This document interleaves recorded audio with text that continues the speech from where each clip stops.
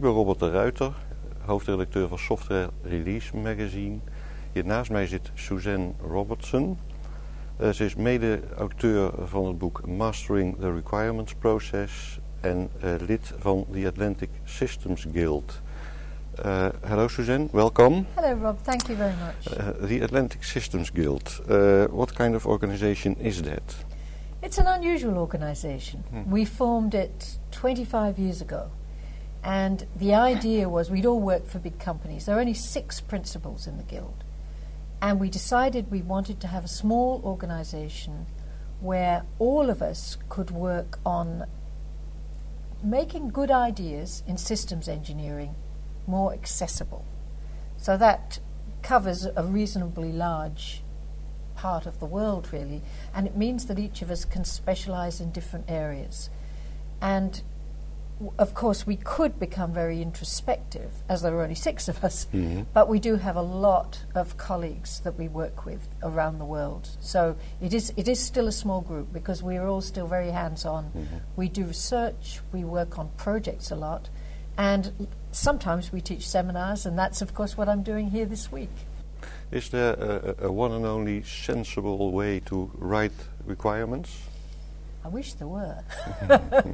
However, you can use lots of different techniques. You can use lots of ways of capturing the content, lots of different forms, models and scenarios and writing atomic requirements and so on. But the important thing is that they are consistent, they are traceable, and that everybody who has contact with them gets the same understanding. And that I think more than anything else is a shared understanding rather than different people making different interpretations. How would you know what parts of the project are of importance to take into the requirements? Well, to start with, we use a technique called scope, stakeholders and goals. And what we're trying to do rather early in the project is to understand why we're doing the project so that we can figure out what the scope of the study should be. The study being understanding the business rather than just what we're going to build in software, but understanding the business and identifying which stakeholders, back to where are we going to get the requirements from, which stakeholders do we need in this particular case. So we're doing a high-level start that's guided by the goal of the project.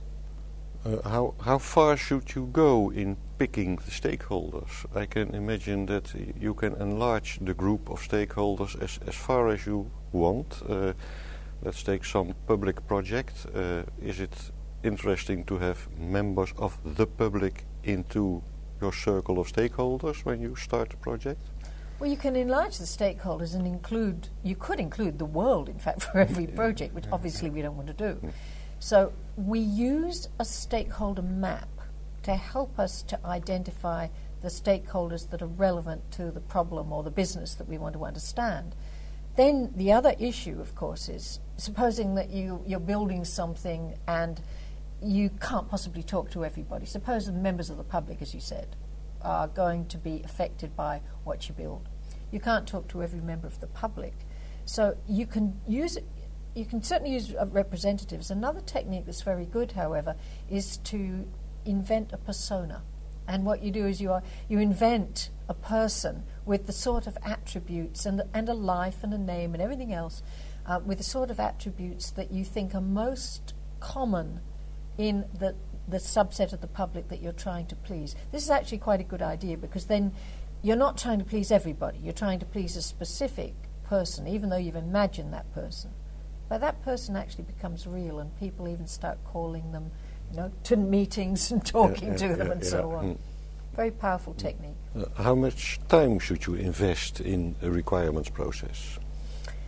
Well, there are lots and lots of different attitudes on this, but if you go to Capers Jones and Barry Baim and people like that, they're saying around about 50% of the time that you spend on a project is really requirements. Now, in fact, it probably is sometimes more than that, but it's not recognized quite often because sometimes, you go through a phase of the analysis or the requirements phase. And then when you finish that, you say, okay, well, now we're on to design or whatever it is. And even if you haven't finished the requirements work, it'll continue in the design phase, even if it's not called requirements. But even worse than that, when you deliver something, and if you've missed some requirements, they're quite often treated as changes, when really they're actually missed requirements. So it's a continuous process. Yes, and it should be a continuous process. When can you consider the requirements process done? I don't think it's ever done. I think that what you can, however, do is know what you've got. Because if you start off by identifying the high-level requirements and then you work your way through levels to atomic requirements, you can say which requirements you've got and how they fit into that business. But as soon as you implement that, then if the business likes what you've done, they're quite likely to say, hey, here's another idea. That's good. That's what we want. So that's what I mean when I say it's never finished. It's our job to actually identify good requirements that are going to help people to do work more effectively. That's really what we should be thinking about. Who should invest in this requirements process? Well, is that the business? Is that the IT sector? The business really should own the business requirements, the things that a product or a piece of software, let's say, has to do in order to help the business. The business should own that. The IT, on the other hand, should own the transition from satisfying the business requirements. Now, who pays for it? Where the budget comes from. Once again, it should come back to a business decision. But the business can't make the decision unless the people who are finding the requirements, discovering them and defining them, can actually communicate them in a way that the business understands them. So it has to be done in business parlance, in business terms. Then the business can actually take responsibility for business-related decisions. The second edition of your book is published some time ago now. I think it was 2006. That's correct, yes. When will you have reason to write a third edition? Because things are changing also in this kind of work. It's very true. We, in fact, publish a new version of the Volere template, which is our requirements checklist, our requirements guidelines. And that's published every year. We put out a new version. It gets to a point that we've got enough new ideas, really, or even places where we think people often go wrong there, we know a way of helping them. And we put all of this into the new version of the template. It's getting to a point now where it would be sensible to publish a new version of the book. It's not going to happen overnight because we're in the process of writing another book at the moment. But when that's finished, it's a book about innovation and how that actually fits into the work of a business analyst, a requirements analyst. But when that's finished, we've already started to talk about publishing a new version of Mastering the Requirements Process.